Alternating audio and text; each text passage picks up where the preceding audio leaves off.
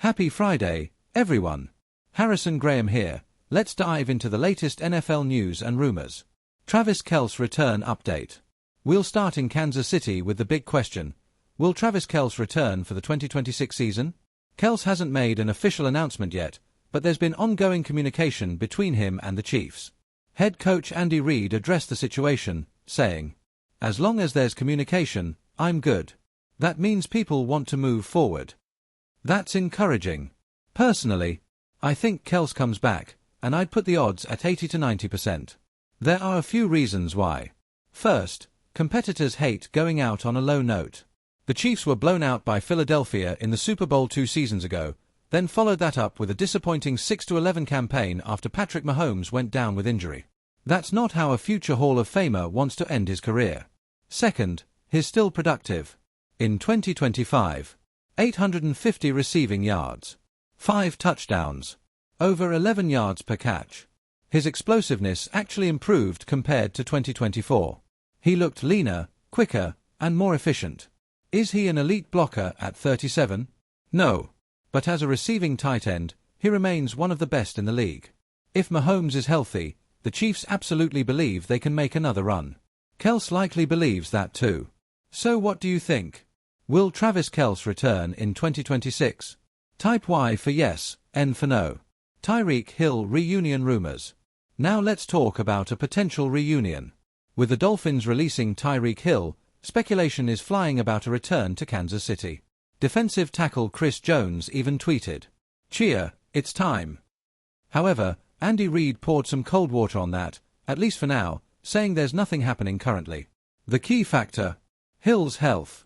He reportedly suffered a dislocated knee and torn ACL. No team is signing him until he can pass a physical. This likely becomes a wait-and-see situation through the offseason. If he progresses well, we could see traction around training camp, maybe a short-term, low-risk deal where he isn't even expected to be ready week 1 but could return mid-season. If healthy, Kansas City makes sense. They need receiver help. There's familiarity. It could be affordable. We'll monitor that storyline all off-season. Jaxon Smith-Njigba wants to reset the market. Over in Seattle, Jaxon Smith-Njigba is extension eligible, and is not being shy. After leading the NFL in receiving yards and winning Offensive Player of the Year, JSN said he believes he deserves to be the highest-paid receiver in football. That would put him north of $40 million per year, likely surpassing Ja'Marr Chase's $40.5 million average. Here's the reality. When you're a young, ascending top 5 player at your position, you reset the market. That's how the NFL works. The smart play for Seattle: pick up the 5th-year option, keeping him under contract through 2027. Extend him long-term. Spread the money over 6 total years. Use signing bonus structure to manage cap hits. Even if he averages $41 million annually, the cap hits can stay in the low $30 million early on with proper structuring. John Schneider is a savvy GM. Expect this to get done the smart way. So let me ask you, does JSN deserve to be the highest-paid receiver in the NFL? Type 1 for yes, 2 for no. Cowboys release Logan Wilson. Quick hit out of Dallas. The Cowboys have released linebacker Logan Wilson, saving $6 million against the cap. Not a surprise. They brought him in at the trade deadline, but he wasn't the same player. With new defensive direction under Christian Parker, expect major turnover. We could see 1 to 2 new linebackers, a new safety, 1 or 2 new corners, possibly another edge rusher. Half that defense may look different in 2026.